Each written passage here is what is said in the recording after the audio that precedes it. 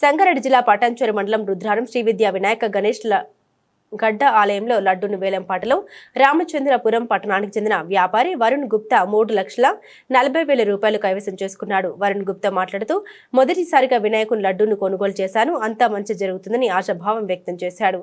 ఈ కార్యక్రమంలో అతని మిత్ర బృందం ఒగ్గు సాయి కిరణ్ ఆలయ కమిటీ పాల్గొన్నారు.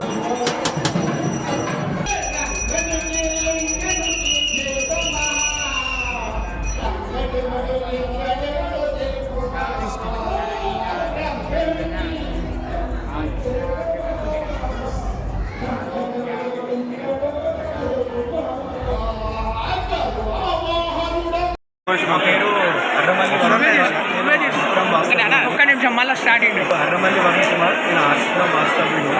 9 రోజులు ఘనంగా పూజ జరిగిన మన గణేష్ గడ్డలో లడ్డు నేను తీసుకోవడం జరిగింది. నాకు చాలా సంతోషంగా ఉంది. ఇది నా మొదటిసారి లడ్డు నేను 3,40,000కి కొనుగోలు చేయడం జరిగింది. కమిటీకి, నా సోదరులందరికీ, ఒగ్గు సాయి కిరణ్ గారికి, అర్రమల్లి శివకుమార్కి అందరికీ ధన్యవాదాలు.